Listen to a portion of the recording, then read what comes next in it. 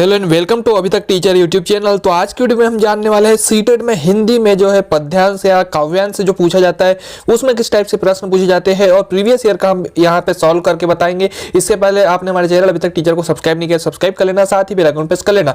काव्यांश के अंतर्गत हमें जो है पद्यांश संबंधित प्रश्न पूछे जाते हैं, उपसर्ग, प्रत्यय, विशेषण, कारक, रस, अलंकार आदि और इसके अतिरिक्त सामान्य व्याकरण से संबंधित प्रश्न पूछे जाते हैं।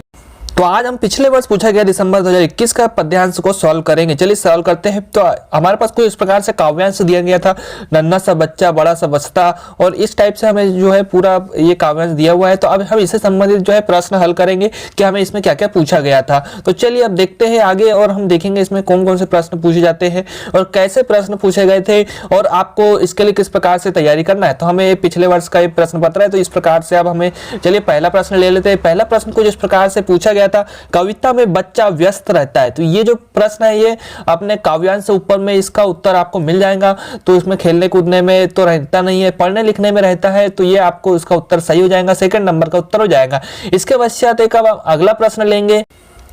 चलिए अब अगला प्रश्न देखते हैं। दूसरे नंबर पे हमें क्या प्रश्न पूछा गया था इस पेपर में। तो इसमें हमें इस प्रकार से प्रश्न पूछा गया, बचपन को किसने समाप्त कर दिया। तो यहाँ प्रगति की अपेक्षा, स्कूल का अनुशासन, ट्यूशन का भुगतान, माता पिता का प्यार। तो यहाँ पे जो एक अध्यायांश में बात की गई है प्रगति की अपेक्षा, मतलब बच्चों से बहुत ज्यादा प्रगति यानी कि ए ग्रेड आना चाहिए, ऐसा वैसा जो बोला जा रहा है, तो उस टाइप से यहाँ पे जो है प्रगति की अपेक्षा की जा रही है बच्चों से, इसीलिए यहाँ पे पहला ऑप्शन सही हो जाएगा। तो हम पहला ऑप्शन यहाँ उत्तर में लिख देंगे। इसके वजह चलिए अब अगला प्रश्न देखते हैं क्या पूछा गया था। तो तीसरे नंबर पे हमें इस प्रकार से प्रश्न पूछा गया था, दी गई कविता में किस बात पे बल दिया गया। बच्चों को रेस का घोड़ा बनाने पे, कक्षा में प्रथम आने पे, बच्चों का बचपन न छीनने पे, बच्चों को पढ़ाने सिखाने पे, पढ़ाने लिखाने पे। तो यहाँ पे तीसरा ऑप्शन जो है बच्चों को बचपन न छीनने पे यहाँ पे जो है जोर दिया गया है और उस पर बल दिया गया है। तो ये तीसरा ऑप्शन सही हो जाएगा। चलिए अब अगला प्रश्न देखते हैं क्या पूछा गया था। तो अगला प्रश्न इस प्रकार से पूछा गया, रात भर में कौन सा क्रिया विशेषण शब्द है।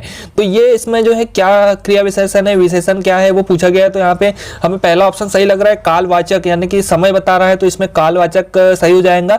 बाकी स्थानवाचक, रीतिवाचक और ये सारे जो है गलत है ऑप्शन है। तो हमें पहला ऑप्शन सही हो जाएगा, ये उत्तर सही हो जाएगा। चलिए अब अगला प्रश्न देखते हैं। तो कविता में बच्चों में ब्लड प्रेशर की होने की बात कही गई है, उसका प्रमुख कारण क्या है, ये पूछा गया है। तो यहाँ पे आपको ऊपर ऑप्शन में यहाँ पे मिल जाएगा। तो यहाँ पे नानी घर का तनाव, खाना नहीं मिलने के कारण, प्रथम आने का तनाव, सहपाठी वाला। तो यहाँ पे चौथा जो ऑप्शन है प्रथम आने का तनाव है बच्चों में कि उनको हमेशा प्रथम आने के लिए कहा जाता है, तो वही यहाँ पे कविता में कहा गया है। तो ये चौथा ऑप्शन यहाँ पे सही हो जाएगा, इस ऑप्शन का करेक्ट आंसर रहेगा।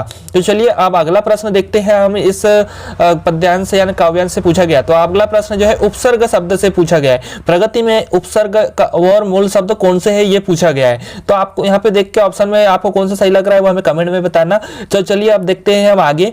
तो इसमें हमारे जो प्रगति वाला तो पहला ऑप्शन हमें सही है, तो यहाँ पे आपका करेक्ट आंसर पहला हो जाएगा। तो ये ऑप्शन आपको सही लग रहा है। और वीडियोस के लिए आप हमारे इस चैनल को सब्सक्राइब जरूर कर लेना, क्योंकि आने वाले समय में और हम सीटेट एग्जाम से अपडेट आपको मैं देते रहूंगा और पढ़ाऊंगा भी इसमें।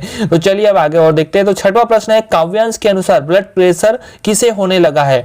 तो यहाँ पे लास्ट प्रश्न है, तो बच्चों को, युवकों को, घोड़ों को या शिक्षिका को। तो यहाँ पे जो है बच्चों में ब्लड प्रेशर होने की बात कही गई है, तो इसीलिए जो है बच्चों वाला ऑप्शन सही हो जाएगा। युवकों को, घोड़े को और शिक्षिका को ये गलत ऑप्शन हो जाएंगे, क्योंकि यहाँ पे वृद्धों के स्थान पे बच्चों को भी होने लगा ऐसा कहा गया है काव्यांश में। तो इसलिए ये ऑप्शन सही हो जाएगा। अगर आपका कोई प्रश्न है तो कमेंट में पूछ लेना। और अगली वीडियो में हम हिंदी सीडीपी यानी चाइल्ड डेवलपमेंट और पेडागोजी के बारे में पढ़ेंगे। यह वीडियो पसंद आए तो वीडियो को लाइक शेयर कर देना। हमारे चैनल पे नए हो तो हमारे चैनल अभी तक टीचर को सब्सक्राइब जरूर कर लेना, क्योंकि यहाँ पे लेटेस्ट टीचर एग्जाम से रिलेटेड सभी वीडियो आपको मिलती है। और